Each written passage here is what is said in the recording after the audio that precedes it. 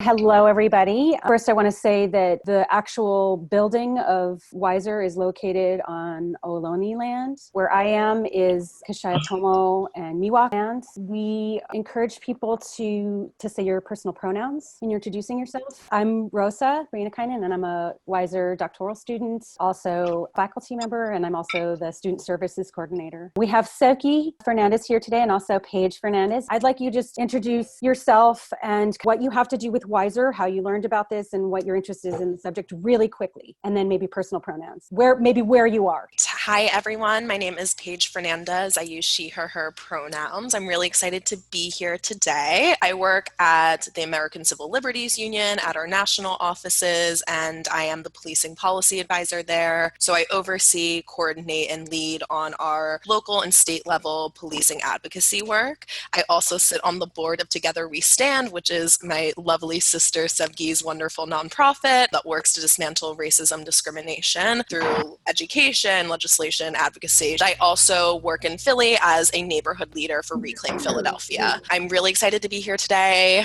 My dad, Sevgi's dad, was a Black Panther, so policing and injustice and racism has been something we've been talking about our whole lives, something that is really important to us. And I'm really excited to be here to talk with you all about it. Right now I'm in DC, but I'm usually based in Philly. Sevgi Fernandez. I am a longtime Wiser person. I've been involved with Wiser more than half my life. I'm the founder of Together We Stand, a nonprofit, and we advocate for victims of racism, discrimination, and police brutality nationwide. Pronouns she, her, hers, and I am excited to be following up on this discussion.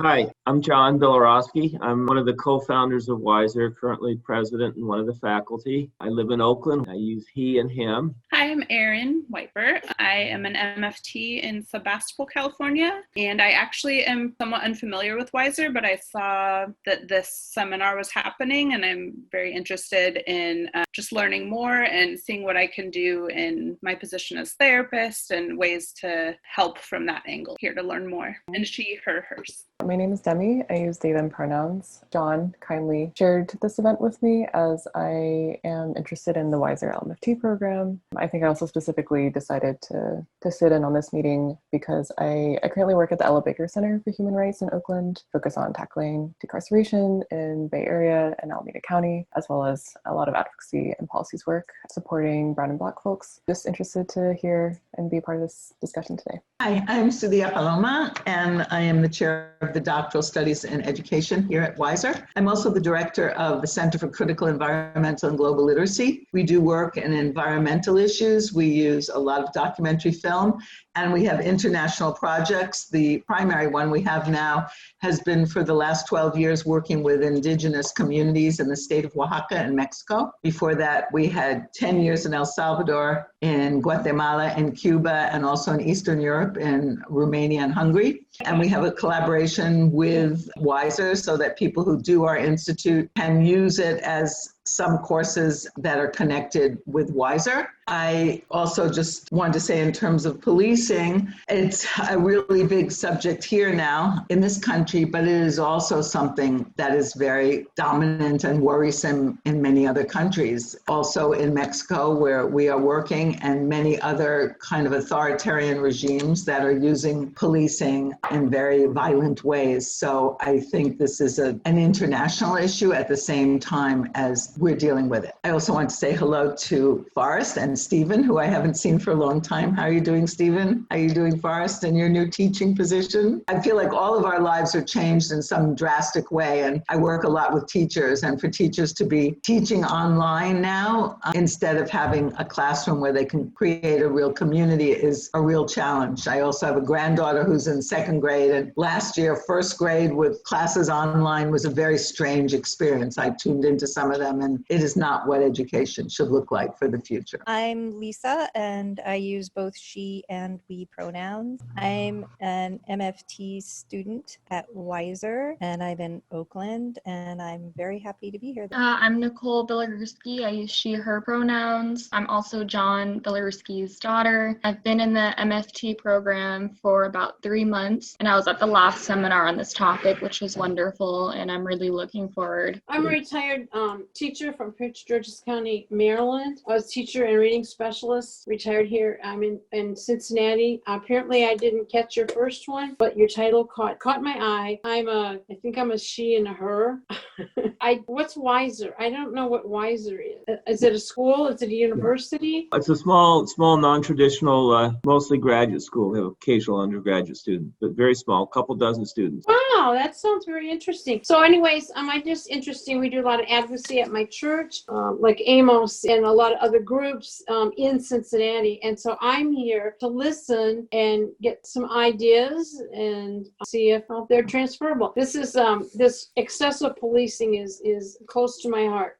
Just nothing personal. I just think it's cruel and unusual, and it shouldn't be. And so I want to do what I can to educate myself and have a voice if it's needed or it's appropriate. Good morning. Thank you for allowing me here and stuff. I'm part of Wiser because I'm doing the Master's in Education and Community Leadership. I'm interested in this topic because it sucks. And I live here in Oakland. I go by he, his, they, them. Either one is fine. And I'm looking forward to listening to what people have to say and learning from you all. So thank you. I'm Catherine Wally. I live in Walnut Creek, California. I am not familiar with Wiser, but heard about you all through Justice for Miles Hall. I'm just a concerned citizen who's been trying to learn more about our criminal justice system and about policing and how to re-envision it. So really I'm here mostly to learn, and I've been trying to get more active on the local level with our city and also with our county sheriff's department to try and advocate. And so I need to learn more if I want to be able to do that and be of support where and when I can and should be. My pronouns are she, her, hers. I'm also an American Sign Language and English interpreter,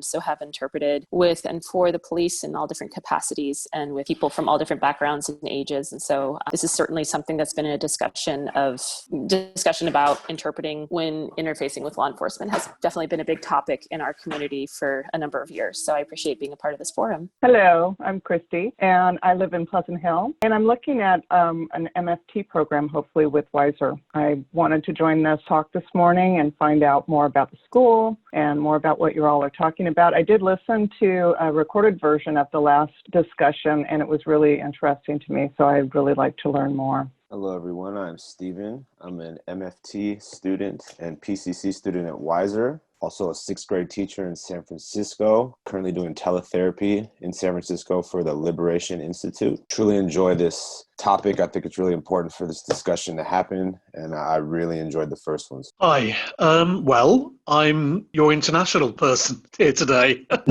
I'm from Liverpool in the UK, and I only came across this seminar when I was literally browsing through Eventbrite yesterday and thought it looked really interesting. I teach at a local university, and one of the courses I contribute to relates to policing.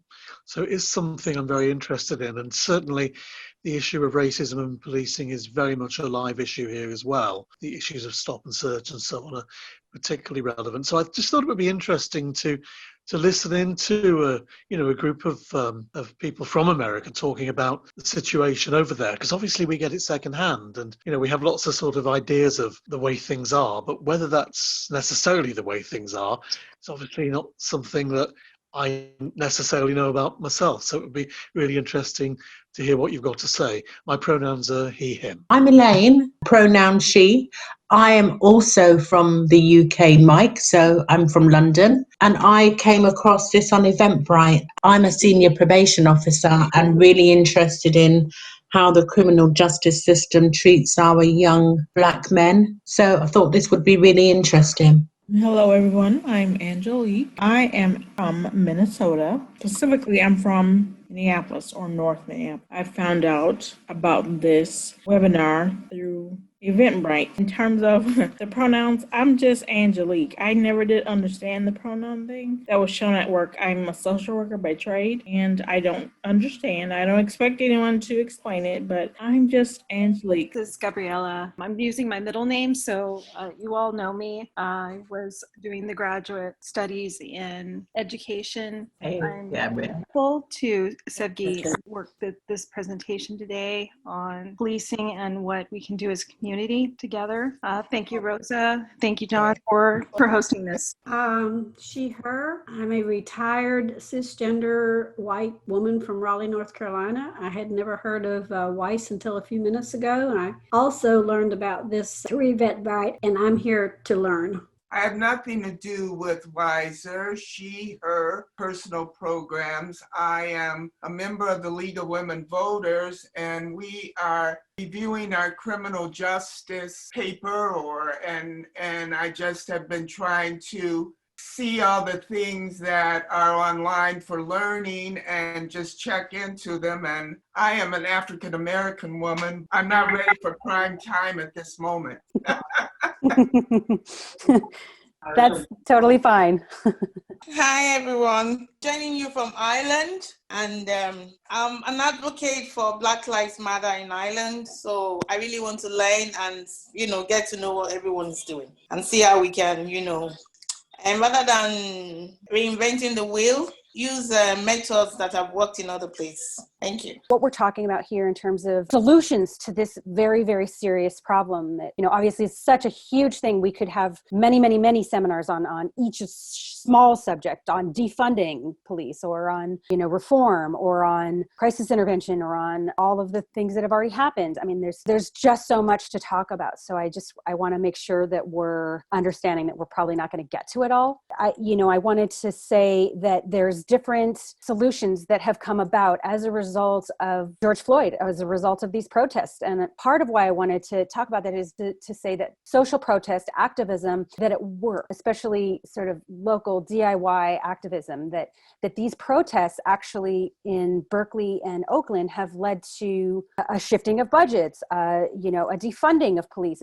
They've led to something, and I'm not saying it's enough, but is to say that I guess I'm optimistic. I'm hopeful that these things, people are taking this very seriously. White communities are putting up Black Lives Matter posters all over the place. I guess I wanted to just highlight that the social change is happening. It's definitely not enough. Police reform alone for sure will not fix racist policing. We've got a long-term pervasive problem that stemmed from since the end of slavery, disenfranchisement, systematic oppression of Black people, and this kind of racist policing has been as a result of that. I wanted to say that some of these problems that have arisen since Jim Crow, the problems are arising from substance abuse disorders, mental health diagnosis, poverty, and that we need trained mental health professionals actually to be coming. And there's an article in Slate that talks about how actually social workers should not be participating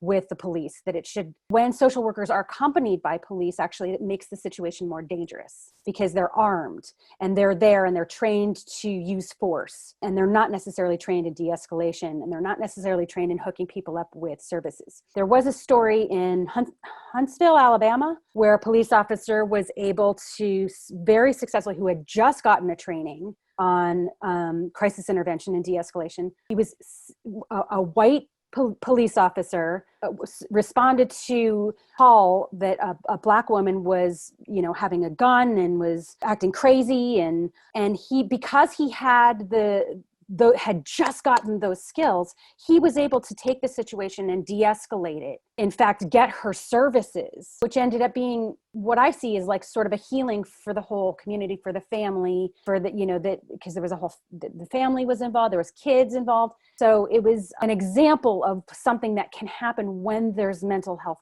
training. Rosa, if you can, could you put in the chat the citation for that study that the showed Slate article? Yeah. Because that's exactly what happened last week in Raleigh. We were given 3 social workers to go with police accompaniment, which is not what was asked for. Right. So, and social workers have a very, very different goal than police officers do.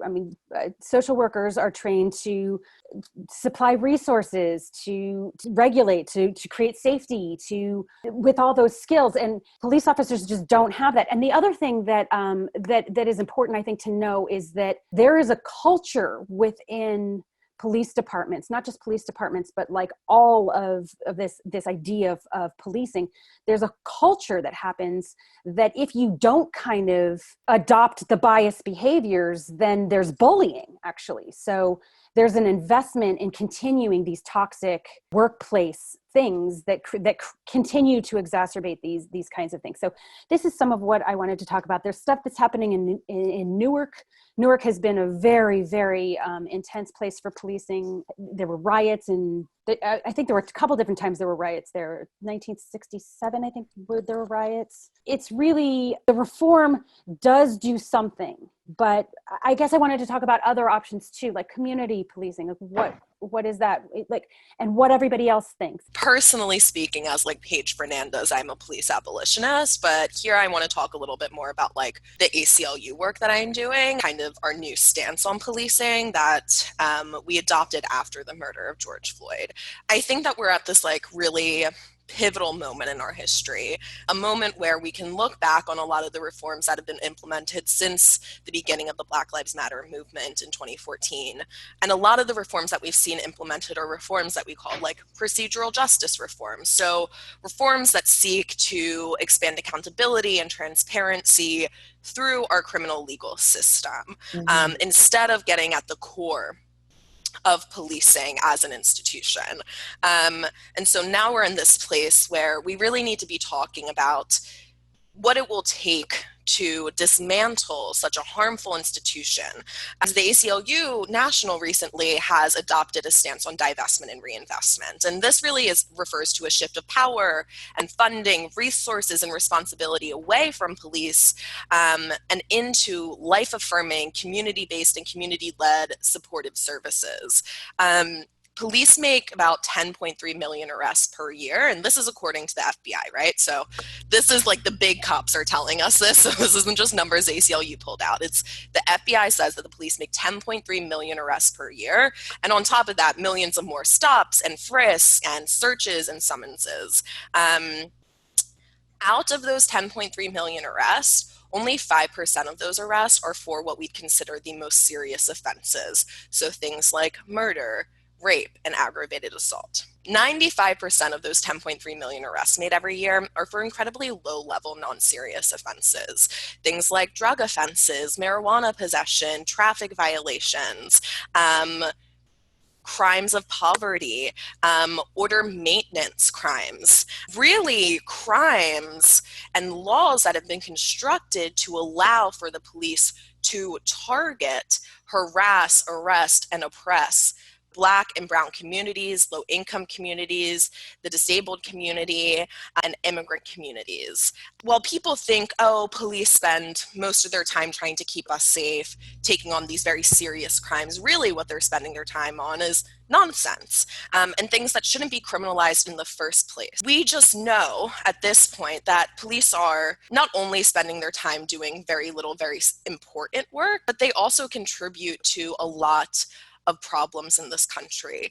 In addition to engaging in horrific excessive uses of force, they also engage in a lot of sexual abuse. The first most reported police misconduct is excessive force, and the second one is sexual abuse. Between 2005 and 2014, about 1,600 officers were arrested for rape and sexual assault. So not only are they not protecting our communities, but they're further harming our communities. And these are the people we put our trust in to keep us safe. So we're really at this point where we need to talk about reducing the role, responsibilities, power, and funding of police. They're not effective at their jobs. The homicide clearance for the Chicago Police Department is 40%. When it's for Black people, it's 22%. So they're not even solving the crimes that people are most concerned about. They're perpetuating harm, and they're sucking up resources from everywhere else that we could and should be putting resources into. So across the country, state and local governments spend more than $115 billion per year on law enforcement. So $115 billion on police, in addition to $80 billion that we spend on our prisons and jails. So the entire carceral system is about $200 billion we spend per year on our carceral systems. And that's excluding all of the federal money for federal law enforcement agencies and the federal grants that go to local law enforcement through the 1033 program, which is the militarization program, through the COPS program, which provides police in schools, through the Burn JAG program, which just funnels money to cops and we really don't know what they do with it. So it's really important that we cut these budgets of police departments and instead, and from having kind of this reduced police force, we reinvest the savings into Black, Indigenous, Latinx communities of color that have suffered from decades of underinvestment in everything except racist policies, police, and their related punitive programs, all of which drive our mass incarceration crisis. And so really what we're demanding at the ACLU is that we need to invest in nourishing and stabilizing programs on the front end, things like restorative justice programs, transformative justice programs that address abuse and harm without relying on the criminal legal system, public education, hiring social workers and counselors and nurses for schools instead of cops, affordable housing, mental health services, thinking about the program Cahoots in Oregon, just kind of this wraparound service for people who are in behavioral health crises. And there's a team dispatched in Eugene, Oregon that goes out to people who are having behavioral health crises. And they're dispatched from the same 911 service that cops are. And in 2019, 1 in 5 of 911 calls went to the Cahoots service, meaning that there were over 80,000 911 calls made last year where a crisis team was able to respond that didn't involve police and that actually didn't need police to be there, right? They were able to handle this problem without involving the police and keep people safe and healthy and provide them with the support that they needed. And so the theory behind this is really that we've invested so heavily on what happens after harm is done. Police don't prevent crime, right? They come in after a crime has been committed. So what do we need to do to make, honestly, the police role obsolete? How do we invest in our community so people don't have to rely on crime? Because at the core of it, crime is a social construct. And there are so many laws that we've implemented in this country that just allow us to target people, and mostly people who cannot meet their basic needs. We've criminalized poverty, drug abuse, disability status, immigration status, LGBTQ status, everything. Every marginalized community in this country has been criminalized.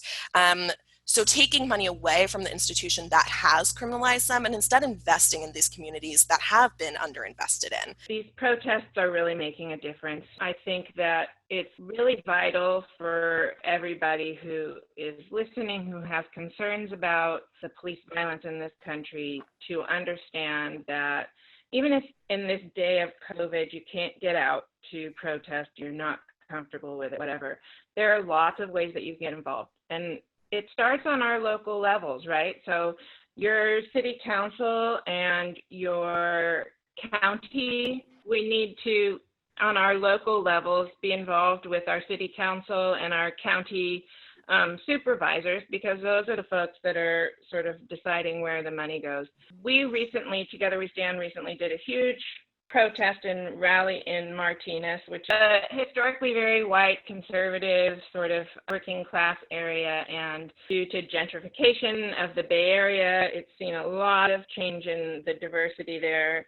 I say this because since we did that protest, the community of Martinez has been so engaged. They have literally had hours and hours every city council meeting where people are involved and making comments and really discussing defunding the police department and how to make Martinez a more equitable place for people of color. The local kids at the high school just did a rally and protest with us following that up, calling for discriminatory and racist practices within Martinez Unified School District to be abolished, and for people who are in charge there to really take action to make sure that the communities and the kids of color are nurtured and safe. That's just a snapshot of what happens when these protests happen in communities, specifically communities that haven't seen this type of social justice action before. I am sadly working with the family of Miles Hall, and he is a young man who was killed last year in Walnut Creek. He suffered from mental illness, and his family literally did everything right. They worked with the police department. They worked with local counselors. They had Miles on the radar.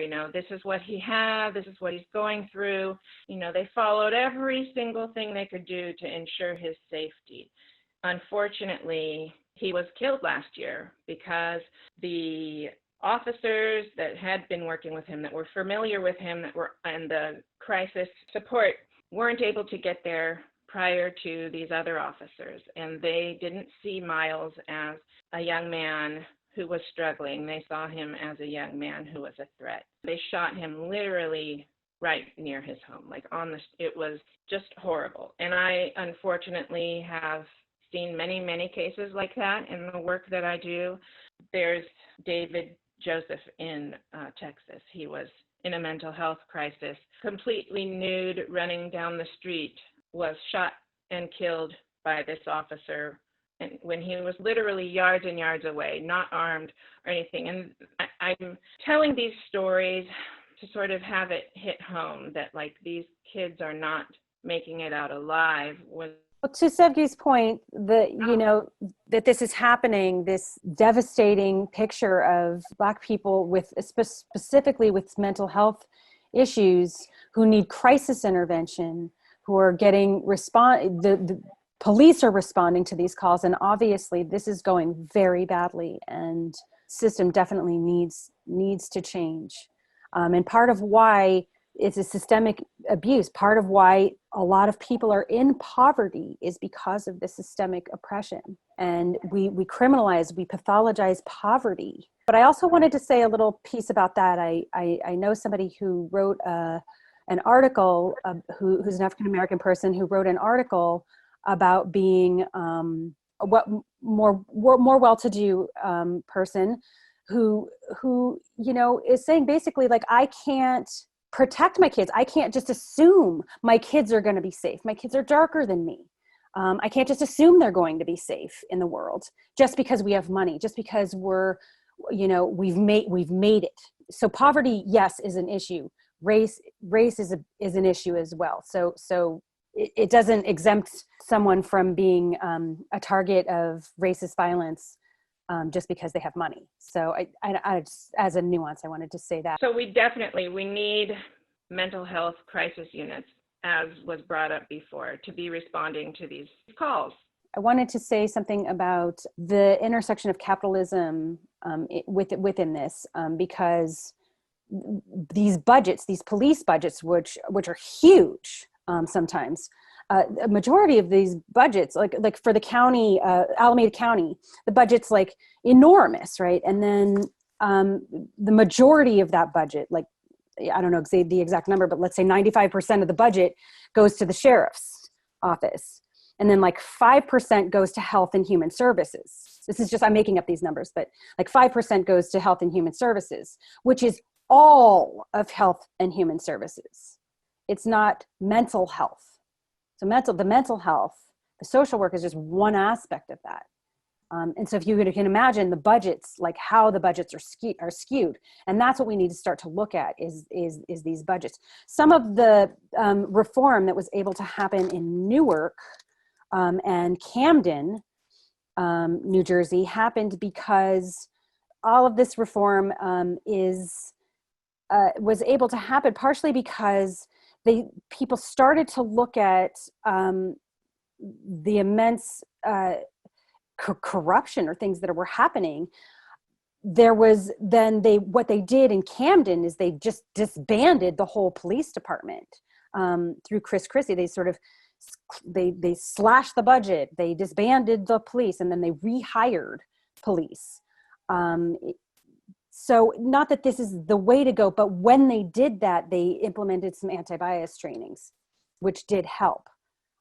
Yeah, there are definitely things happening. I think we really need to focus on these.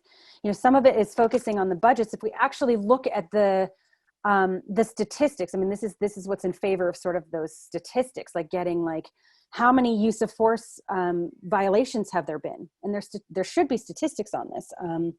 And so finding that's somehow how Newark and Camden came to some of this police reform. Like we need the actual, like what is going on in these departments. If we're going to take the approach, I think, of police reform, we need to actually know what is going on. How many violations are there? And Paige, maybe you would know more about that, about like how, like that work.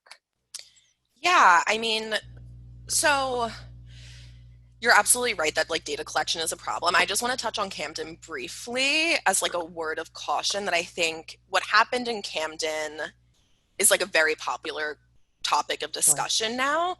And people are thinking about how to model what happened in Camden. I will just say that I think for a lot of advocates, what happened in Camden wasn't what they wanted, because it ended up the Camden City Police Department disbanded and then got subsumed into the Camden County Police Department, which is how it exists now.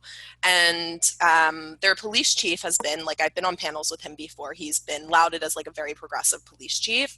He takes a similar stance on like kind of procedural justice things of like implementing implicit bias training, of, you know, community policing, which is basically the idea that you get out there and you get to know the community. And while some of these reforms have worked in places, I will just say that like implicit bias training in particular, there have been some studies done that have shown that they might actually increase people's bias, which is interesting. And then with community policing, a problem that we've seen, there was a viral video a few years ago of like, there was this cop who was always playing basketball with the Black kids in the neighborhood that he policed. And then there was a video and like that had gone viral and I was like, oh, look at this cool cop who like cares about the community.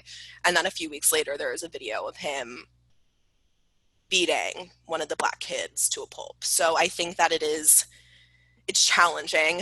I think, but back to kind of like the data stuff, Congress, I think in, oh my gosh, I want to say like 2014 or 2015, like federal Congress passed a bill that was supposed to collect information on uses of force across the country, but the DOJ just has not implemented what's needed to actually like have this bill go into effect.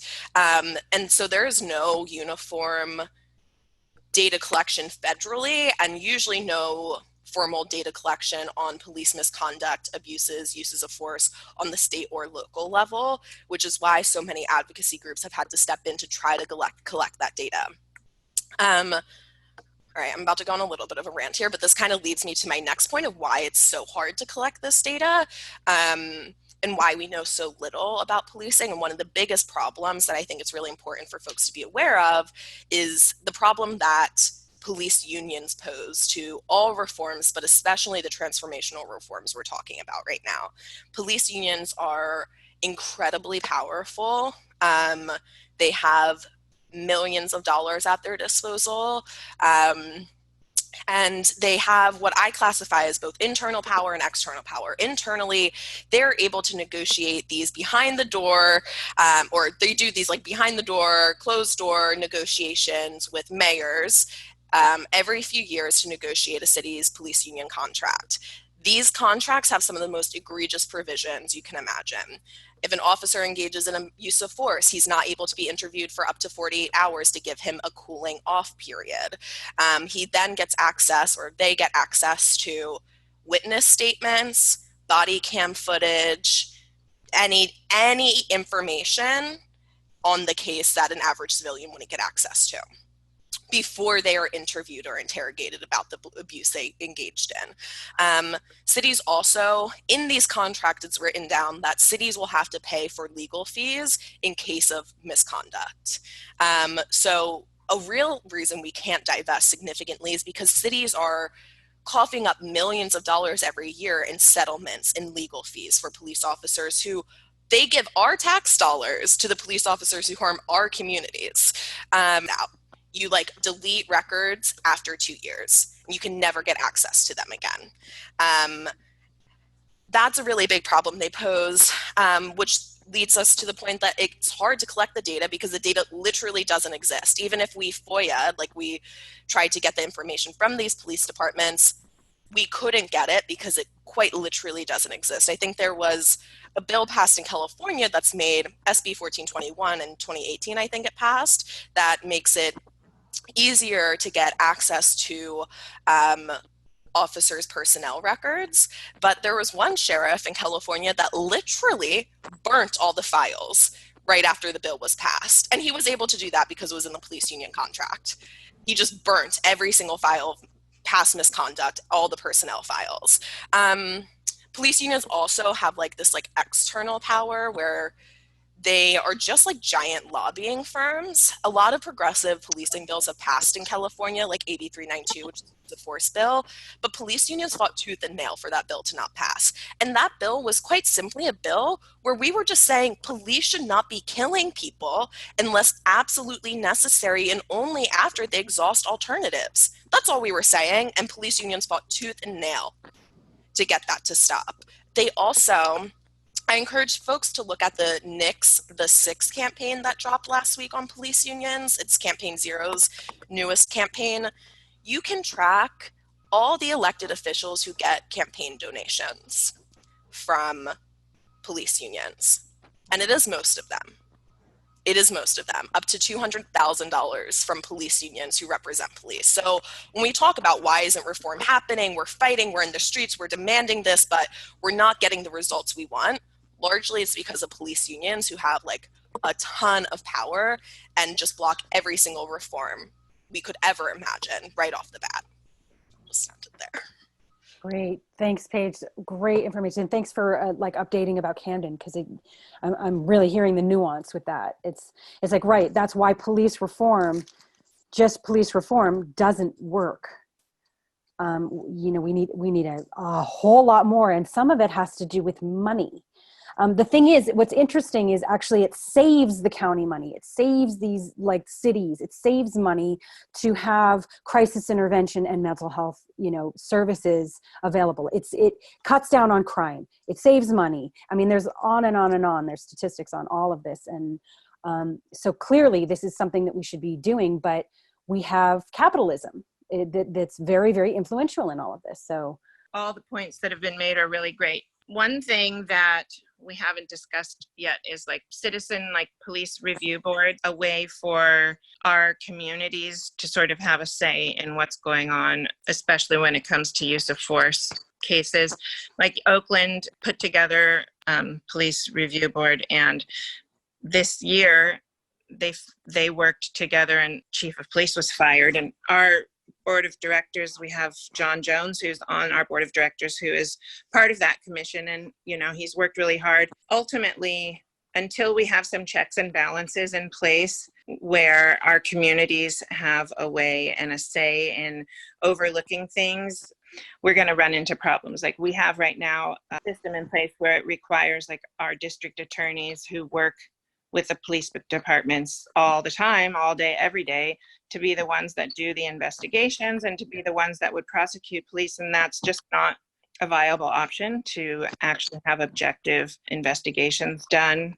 Just why every case we've ever had, we work to try to get an independent investigation. And I know Paige and I have talked a lot about this, even with Miles Hall's case. And it's, I think, something each city needs, right, is a special prosecutor that's not in any way, shape, or form connected with the district attorney or the police. I think that's just a really good point, because I think people forget that the same people we ask to hold police accountable are their colleagues. Like prosecutors rely on police, right? So we're asking DAs to hold police officers accountable, and DAs are like, these are my friends. Like I work with them every day. Like they're co-workers. You cannot ask the police to police themselves. You cannot ask, you know, it just doesn't work like that. And I think Sevgi is absolutely right, especially about community oversight.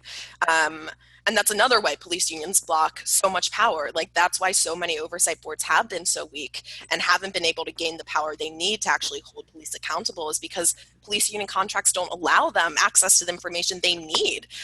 There are a lot of oversight boards that don't get subpoena power, so they can't even get documents to reveal what's happening inside the police department, or can't even look into what happened in a certain misconduct case. So no, Sevgi, I think everything you said is right, that the importance of having an independent authority to hold police accountable cannot be overstated. John, you wanted to raise the point about Cop Watch. So I don't know, Nicole, if you you know a lot about this, so I don't know if we want to talk a little bit about Cop Watch.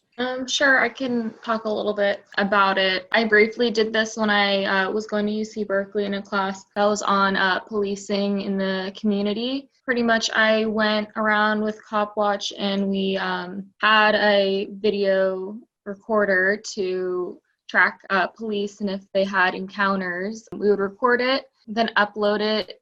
They just created this database that you can, if they're doing misconduct, you upload it in there and you put in like the police officer, you put in what they were doing, where it was, maybe like the profile of the person, if they were raiding like a homeless encampment. And so then they upload this, so then you can go back and maybe you can search for, you know, certain types of incidents or a certain police officer, because I think Paige touched on this a little bit. It's really hard to like get videos from police stations and such, or any records. Like they really don't want to release that. And so Berkeley Cop Watch has put together this database which has made it a little bit more accessible to try and hold police accountable, as well as, you know, when you're videoing, it tries to at least maybe change their behavior a little bit because they know they're being watched and recorded. And then they also, Berkeley Cop Watch goes around to try and inform people. They have it, Know Your Rights. They'll have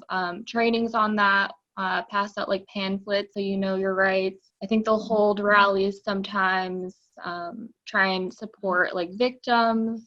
They just, I think their main goal also is to just encourage people to know their rights and to advocate for each other. And they have a lot of great information on their site. I can actually paste it in. They're a nonprofit. Great. Thanks, Nicole. So, I mean, it's, you know, more things like this idea of like watching, community watching and witnessing the police. I think actually the witnessing is really helpful, even though, right, it's a small thing. It's like we first have to open our eyes. We first have to see what's there. And I think that's what's been happening. There's been this uncovering so that everybody can see this now. You know, I think that's one thing, is just Cop Watch, to watch them, to see them, to witness them. So does anybody have any ideas on like how we can do that, or any other ideas that we've talked about? No, I just, as you were saying that, I was quoted in an article a few months ago about what to do if you witness police brutality, and I'm just going to drop it in the chat. I think, you know, especially for white allies, it might be helpful because there is a certain amount of privilege that you have being a white person or a white passing person. And I think especially in cases of witnessing police brutality, it's important to stand and bear witness to what's happening. So there are people, like, don't just walk by, you know, if you have that power to be able to do something, or at least watch and bear witness to what's going on. I think it's really important for folks to do that, to leverage your privilege in a really good way, because you will likely be safe in that situation, but the person on the other end, you know, probably isn't. Right. So, you know, and that's, I think to your point, that's like part of how we've got this whole huge wave of activism is because someone videotaped, specifically George Floyd. George Floyd was this huge turning point. There had been all these killings, like there's, you know, since way back, right before, you know, slavery times. Like there's been this has been happening. So something about George Floyd shifted this. Something about witnessing this and just the videoing of this, just seeing it is crucial to this change, in my opinion. So sadly, we saw it before. I mean, Philando Castile was literally shot in front of the entire world. Well, I was going to say, we have seen the videos do matter, but as Savvy pointed out, we've seen them all too many cases for too long. I think it does raise the point about people's consciousness getting ready to perceive things that are in front of their face too, you know, and what that dynamic is. And I don't pretend to know all that's involved with that, but clearly, you know, it's a little bit of the straw that broke the camel's back sort of metaphor, that finally this extra one got home a bit more than some of the others did, unfortunately. I think it's been a perfect storm to bring us to this spot in history, right? So we had Ahmaud Arbery, right, hunted down, and then weeks later, you know, we have George Floyd killed, we have Breonna Taylor, and we have everybody stuck at home because of COVID. So they have time to watch, they have time to do things that otherwise they probably wouldn't have. That might be the only silver lining that we're seeing out of COVID is that slowed people down enough from their own self-absorption to be able to see what else is going on. And when we did this protest in Martinez, we had hundreds of people that had never done anything like this before out there, woken up. And I've heard a lot of women say that when George was calling out for his mom, it was like, if you're a mom, you felt that. You felt that just angst, that pain. I think for all of these reasons, we're here right now with our current administration being as hateful and disgusting as it's been for the past few years. And it's just been accumulation. And the key is that everybody stay engaged, right? I mean, we've seen this before with Michael Brown, Philando Castile, Alton Sterling. We see these big rise ups and then it goes away because people go on with their lives, right? And so it's so vital, and I say this every time I speak now, is that we have to keep the pressure up. Like George Floyd's murderers have been arrested. They haven't been convicted. I said this in our last seminar. They have not been convicted. They're probably going to get a venue change, go into an all-white suburb of Minnesota, and they're going to...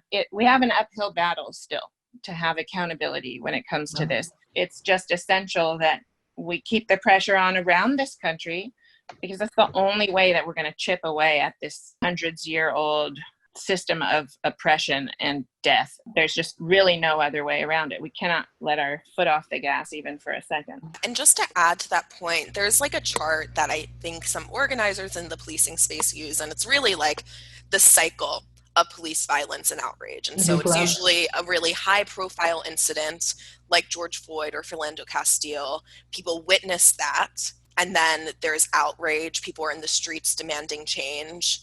And then politicians maybe implement like minor reforms just to appease folks.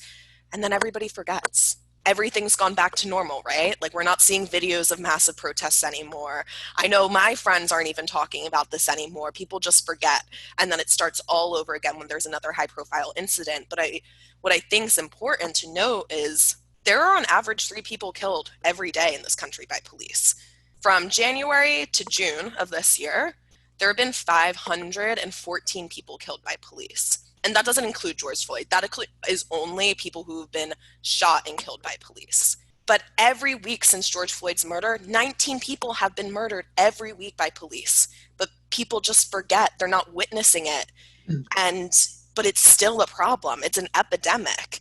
It's just not always caught on camera. But their lives matter, and we can't just give up because we got an inch further. We can't just give up because politicians said they heard us. And I think that's really important, especially heading into this election season where we know who Joe Biden is. He's the architect of the 1994 crime bill. We know who Kamala Harris is. She is a cop. She will demolish Mcpherson in a debate, but that's besides the point. Like, we know who they are, and we need to hold them accountable and demand change from them. It's not a win if they get into office. We need them to give us something that we're demanding, the people are demanding. Feels like with every police killing and every demonstration, it's a sort of spiraling of violence, because when there's a protest, then the orange-haired monster sends in his troops and they commit violence. They tear gas everyone.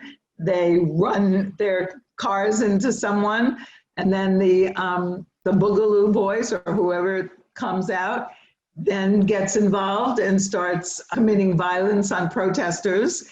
As you said, it's spiraling. And then worldwide, there are protests. There are protests around the world about George Floyd. I don't know if you've seen them, but they're appearing online. You can see this. And then connecting to the Democratic Convention. And I think all this energy that's developed around police and around so many other issues and I know Bernie Sanders has said on day one, if Joe Biden gets elected, we are all going to be in the streets demanding the things that we want and need. I mean, for him, it's starting with Medicare for all and the Green New Deal. But I think we are raising a whole population of activists and protesters. And I think we're going to need this. And so it's almost like we're getting ready. And today, you know, nationally, there's a post office protest where people are going to be out there in the thousands, you know, saying, what the hell are you doing with our post office?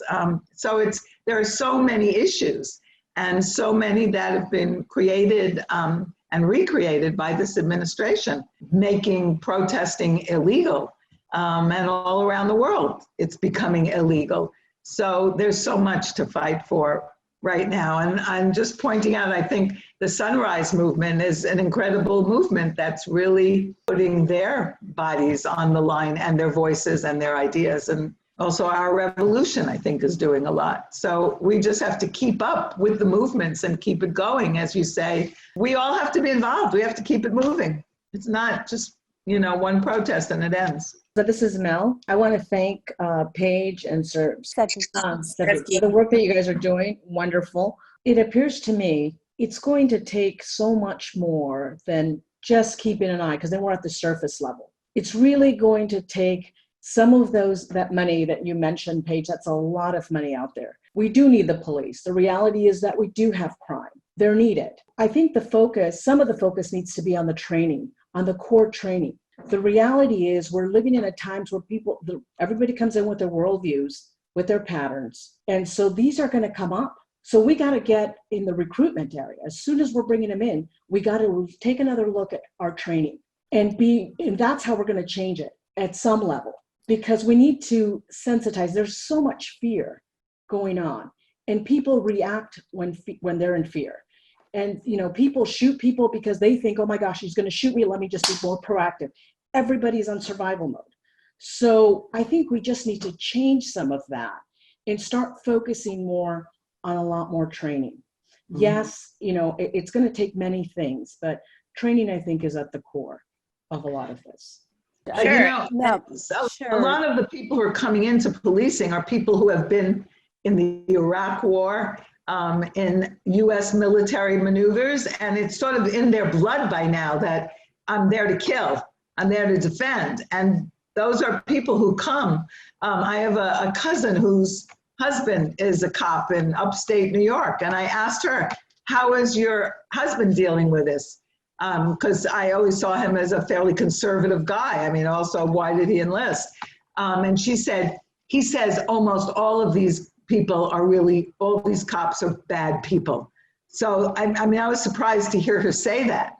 I also wanted to, I feel like the police violence is happening in many realms, and it's happening in the environmental realm too, when people stand up for survival issues of the planet. And I was hoping that maybe Forrest, who I know, anyway, the Exile pipeline protests for 4 months, maybe you could relate all this about the police to what your experiences were there in sort of a protest for environmental issues. There was just an outstanding police presence and of law enforcement of many different states and bringing a lot of fancy equipment and stuff.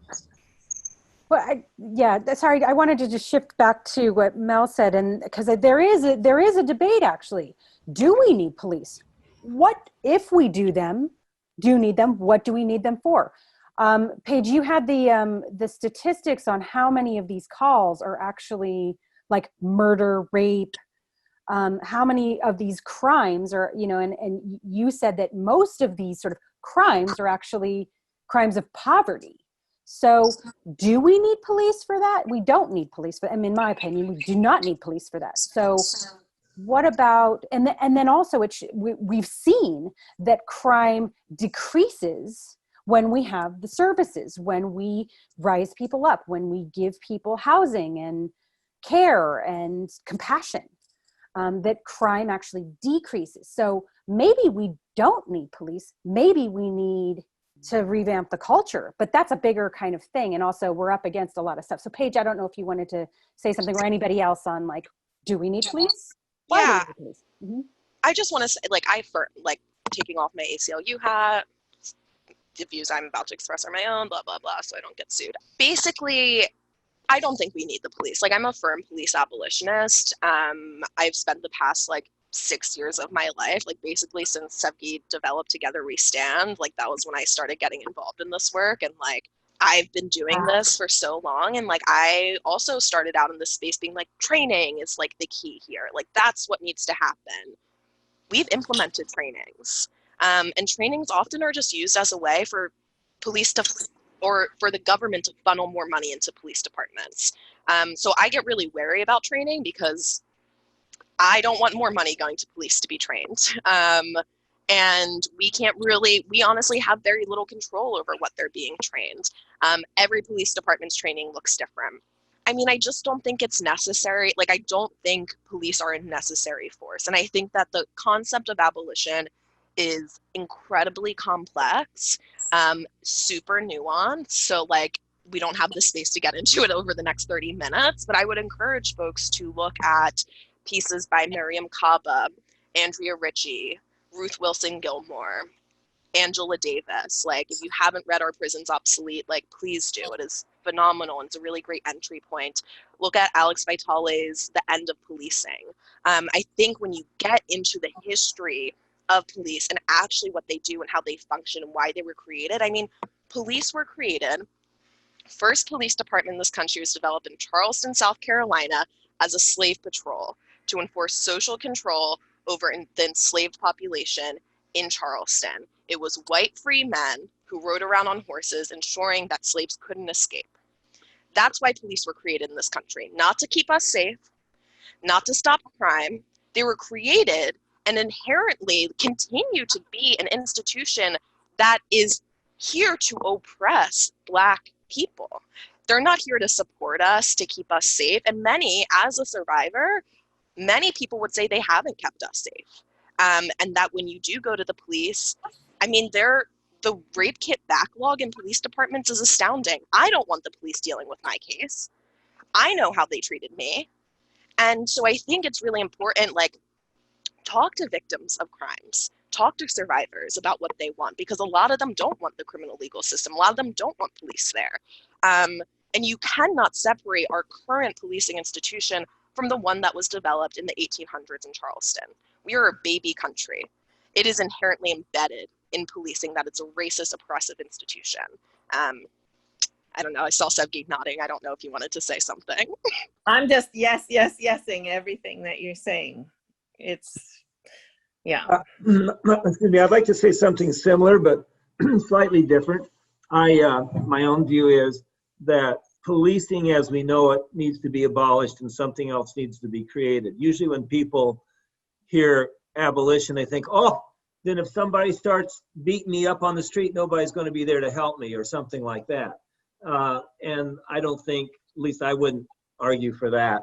But I do think that, like, I agree with Mel about training being important, but training isn't going to work if it's not in a new culture and a new institution. And I think that's part of also what you were saying, Paige, is that there's a lot of ways that the existing institution and training can transform it into not being anything very beneficial because it gets overpowered by that. And I'm going to make an analogy. I don't know how good the analogy is, but I'm going to try it anyway. Diane's in Cincinnati. Many years ago, I was a faculty member at the University of Cincinnati, and I tried to create some innovation at the University of Cincinnati. And I did get a little teeny program going. It was pretty good. But in the context of a big institution, it really wasn't, it was kind of, a lot of what it could have been was nullified by the overall power of the institutional framework and culture. So I left there and a few years later started this small little innocuous thing called Wiser with a few other people. And I'm not saying Wiser is perfect, but it's a lot easier to try to start over. Sometimes, not always. Sometimes it's a lot easier to start over and try to do something new. The problem is doing it on a large scale. So, Wiser, no big deal, it wasn't on a large scale. The problem we have with policing, and I'm not saying we can't do it and shouldn't try to do it, we not only need to kind of start over and recreate something, but we need to do it on a large scale. And that's like a awesomely overwhelming challenge. I'm not saying we can't do it, So to me, the questions of strategy are, how do we take something that's so pervasive, so powerful, do away with it, and then get what we need to have be part of what's recreated in its place, and do all of that on a large scale, not just on a small alternative scale. It's not like we're going to develop a small little alternative police department. Likewise, there's a small little alternative educational institution. We got to, you know, it doesn't have to be as big as they are now because they are overly funded, and we don't need tanks and bazookas and stuff to, you know, have for police to use in the, you know, but we need something, but it needs to be really different. It needs to be in a really different culture. And I want to just say one more thing about my perception of the police culture. And it speaks to what you said, Paige, about the slave patrol history of police too. The police culture is a really big problem because you can have well-trained, well-intended police officers in a really quote unquote toxic culture, and it will make their lives difficult for them, including even police unions. Many years ago, again, I'll do my story from my time in Ohio. When I was in Cincinnati, I was in the College of Community Services as a faculty member, and they had a department there in law enforcement, a small department with one faculty member and one faculty member related in criminal justice. The faculty member in law enforcement had a master's degree in law enforcement, very bright, very enlightened, well-intended, progressive person. The reason he got his master's in law enforcement and became a faculty member was he had previously been working for the Dayton, Ohio Police Department. And he couldn't deal with it anymore because basically their routine was to drive around the black neighborhood in Dayton, Ohio, and find black men to put in the backseat of the car and beat up as like a activity to do, as like a routine activity. Just, this is what we do. He couldn't change that. He couldn't deal with that. He couldn't stomach being in the presence of that happening. So he left the police department. So that's an example to me of the police culture being more powerful than the intentions and perspective of a quote unquote good police officer.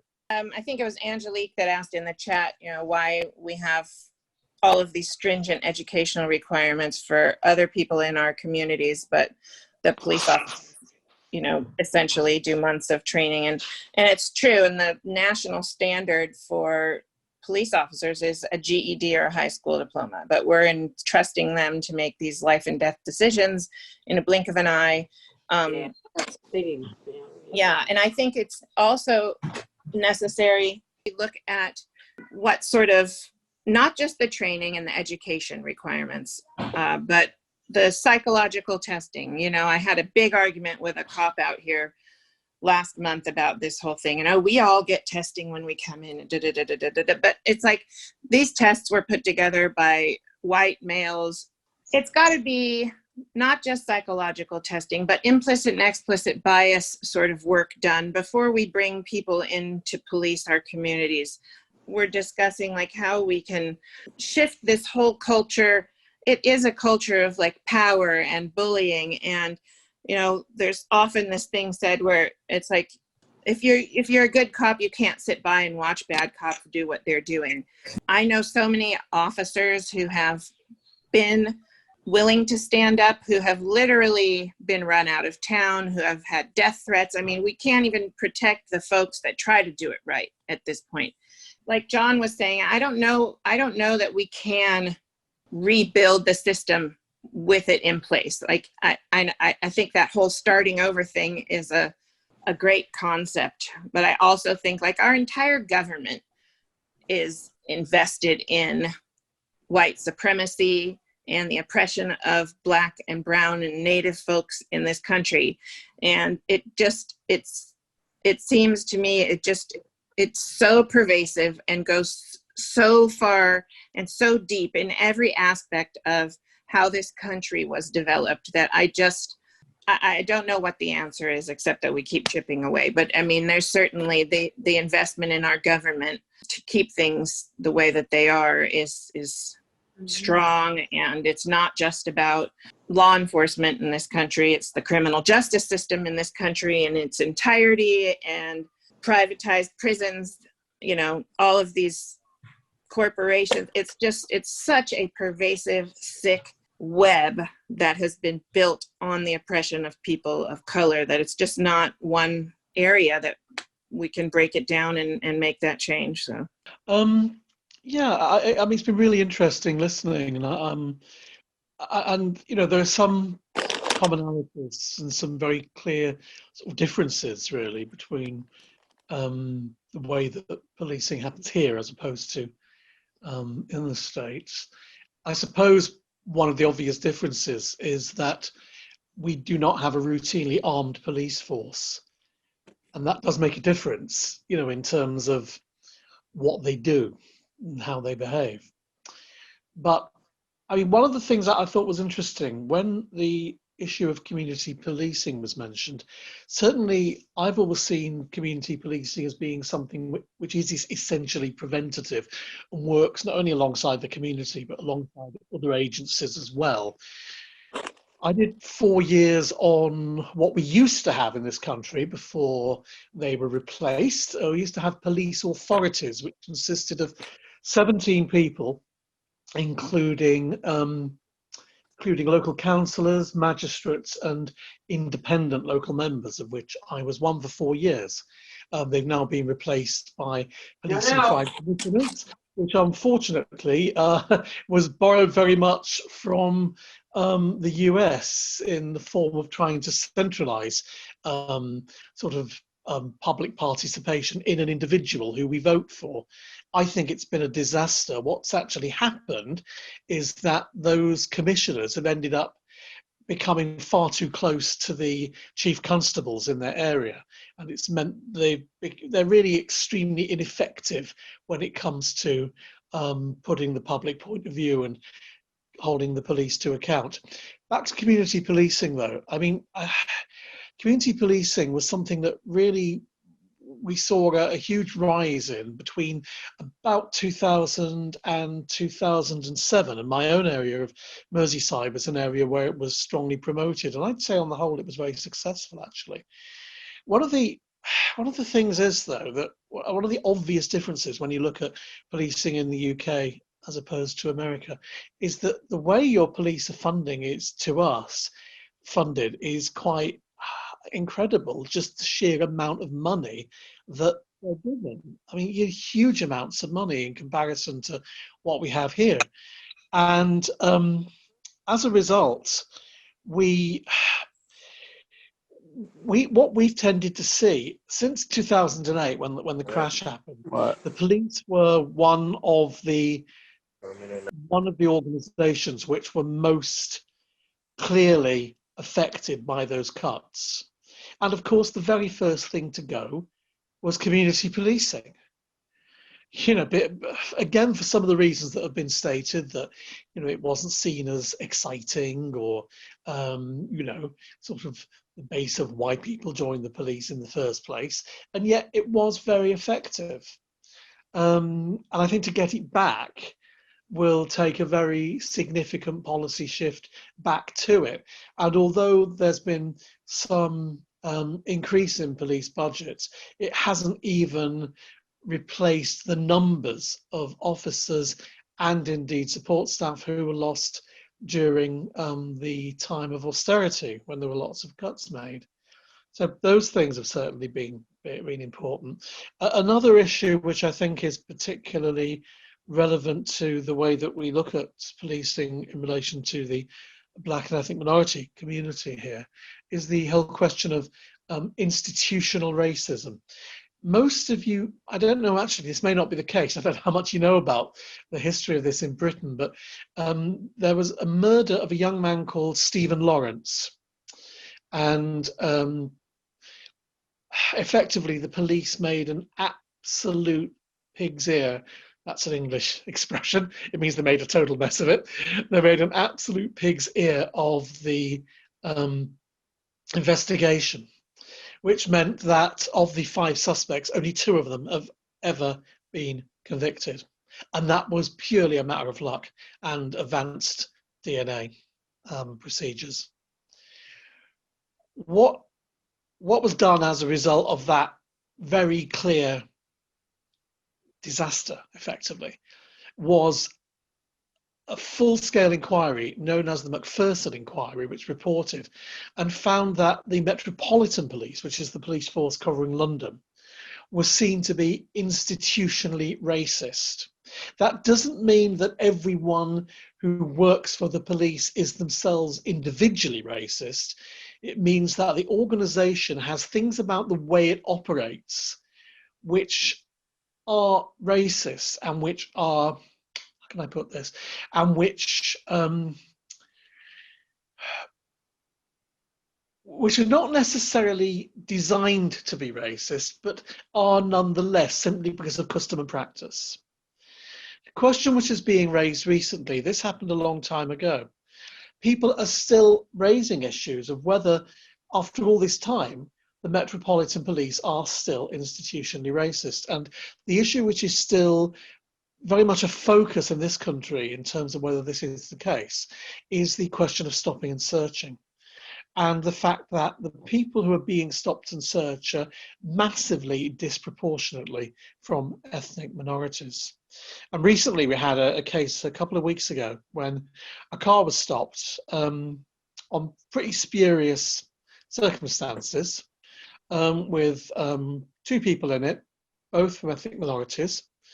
One of them happened to be a Labour Member of Parliament who was none too happy at being stopped for what appeared to be spurious reasons.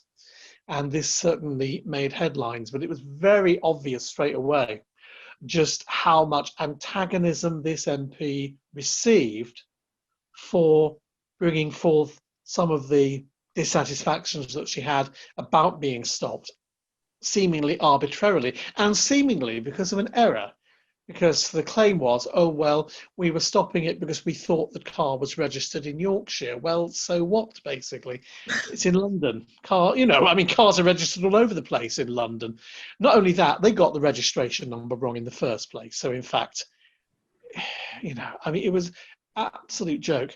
And it's this sort of issue that still raises the question of whether, despite the changes that have been made, and there have been changes, there have been, improvements in training. Someone mentioned qualifications. It's much more likely now that people entering the police will be graduates, will have a higher educational background and so on. But despite all this, that we still seem to be running into the same problems. Mm-hmm. Yeah, absolutely. I mean, and you have a really good point about how we keep, even with solutions, we can still have major, major problems. And especially when we're talking about institutional racism, that it isn't just a quick fix based on like some trainings. I have a quick question. It's been mentioned several times about social workers taking over the jobs that they are trained to do. I want to know if this has been effectively accomplished anywhere in the United States. How was it done, and how is it continuing to exist and to function? This is a really good question, and I know that Alameda County does have accompanying. It just depends. There's a crisis mobile unit in Berkeley, I believe, but it's sort of like hit or miss when you're going to get it. You have to have the incidents happen at the particular times when the mobile crisis unit is available, which seems ridiculous to me because you kind of need them all the time. So that is happening, I know, in Alameda County, but there, I'm sure, are other places that are trying to do this because this is something that people understand as a problem. So well, if it were successful, we would all hear about it. Yeah, exactly. So I'm wondering if it's not been done yet. Maybe not to the extent. Go ahead, Paige. There's a program, I mentioned this earlier, but there's a program called Cahoots in Eugene, Oregon, that's operated by a clinic called Whitebird Clinic that dispatches two-person teams of medics and crisis workers instead of law enforcement to emergency calls involving behavioral health crises. They provide immediate stabilization support to individuals experiencing medical or psychological crises. And then they also provide more broader wraparound services, including crisis counseling, suicide prevention, intervention, conflict resolution, mediation, substance abuse treatment, housing support. So I mentioned some of these numbers earlier, but in 2019, that team handled nearly 1 in 5 of the city's 911 calls and only had to request backup a handful of times, and helped Eugene save $14 million in ambulance and emergency hospitalization costs alone. So there are programs that have been piloted. I don't think it is surprising that they've been piloted in predominantly white cities and towns. I think that speaks volumes to who we prioritize, which community members we prioritize. But I think the problem is that there are just not enough elected officials who are willing to do the transformational work that needs to be done to implement these kinds of programs, because it's just too risky. Going up against the cops is just too risky for them. Right. But yeah, we need people to do that. What I think is that we need to have these programs not just pilot, but available around the clock, and probably part of the department of what we're calling now the police. But I think that they should work in conjunction. So when a person calls in and they state what their problem is, the right people can go out to help them. And the right people isn't always just the police. So if these other teams where someone was always on call, and of course, you know, we would have to find the people who would be trained and willing to do that, to get them in the neighborhoods. I love that idea. That's what I personally would love to see.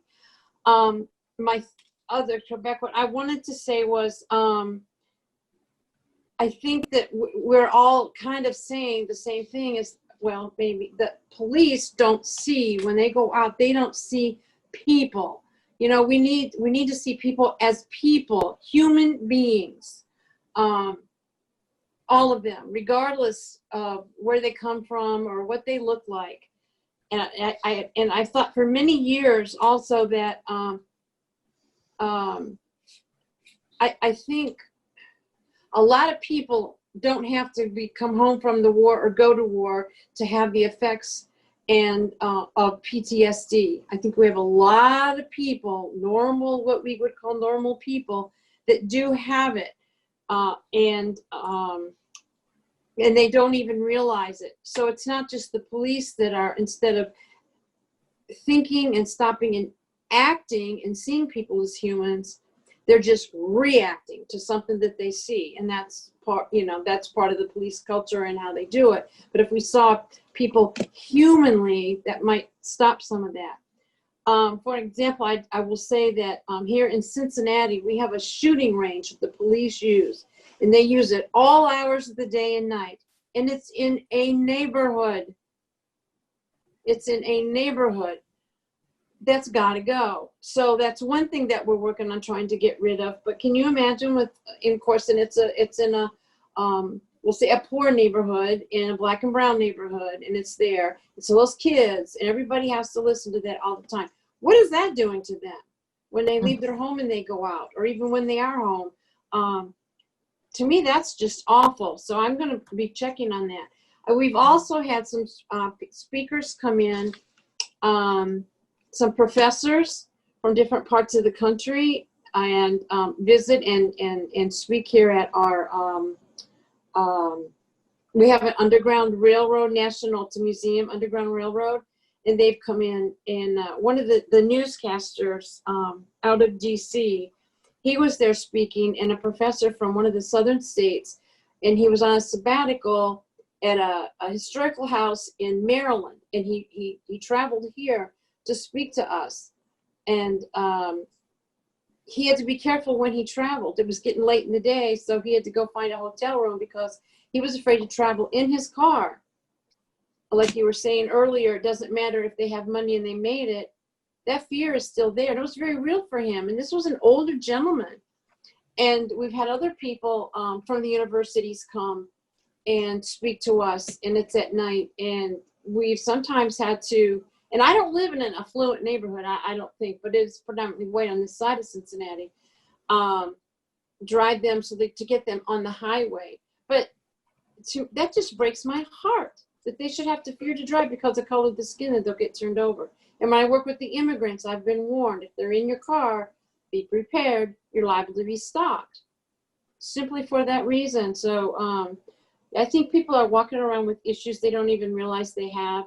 And the police, I think, you know how about the culture and when they go out, how mob control, if you get in a mob, you just kind of tend to go with the mob. I think police kind of have that mentality too. And it's not good for anybody. We need to see people as people. So. Yeah, workplace, especially police departments can have a lot of workplace bullying and just toxic cultures. So that's definitely, a big part of it that can help create even further and ensure that it's a toxic environment. And so it's one of the aspects. There's many aspects that keep this in place, as we've been talking about. But first of all, one thing that's been hugely helpful to me has been just the sort of public consciousness raising that so many Black, Brown, and Indigenous people and activists and organizers, historians, the work that you all have put in to raise the consciousness of white people like myself. And I think is actually all of the hard work is paying off with people like myself so that we can re-envision what public safety actually means, what justice actually means, what that actually looks like, restorative justice. This information has been crucial. And also just learning how systemic everything is, thinking about policing, for example. Okay, so when we talk about who is it that actually wants to go into the police force, it's not just about screening, it's about if those people who we really want to be doing public safety are people who understand how systemic these issues are. And so who is even going in the first place? And then funding. Living in Contra Costa County, our city hall, where many of us are trying to advocate for reallocating resources away from the police force and towards community services as well as within the sheriff's department. And what we end up seeing is that we're getting money towards anti-bias training, a certain small amount in our city. And then with the county, what they've done is they've taken close to $2 billion of our CARES Act funds to reinvest in, not reinvest, excuse me, that's the wrong word, to basically hire new sheriff's deputies. And they're using the language that advocates are using, which is we need more mental health services, we need safety for protect our incarcerated community members from COVID. And so what they're doing is they're basically saying, we're going to use that money to create more space in the prisons, to create bigger prisons, and to hire more deputies to oversee the mental health services. So they're using the language. So it's not just about creating more funds. It's really, it needs to be a diminishing of the funds that police are getting. And I have family members who have been in law enforcement and are retired.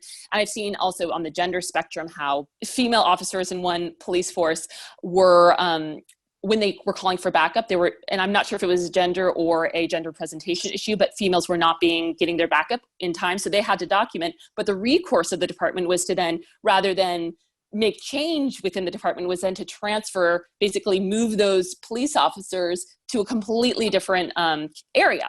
So not working anymore within that department, but within another department. So it's just, there's so many different levels, and your work, everyone's work has not been for naught. And it's very important that people like me continue to not just use this time, but to continue to do this work for the long haul. Thanks. Okay, I just wanted to say, and this is just food for thought, and since we were talking about solutions, I spent a lot of time in Cuba because we had a project there for a few years. And they have something called, in every community, the Committee for the Defense of the Revolution. And I'm thinking, what could it be like if in every community here we had a committee in the defense of, and look at what our desire for our communities, our philosophical foundations.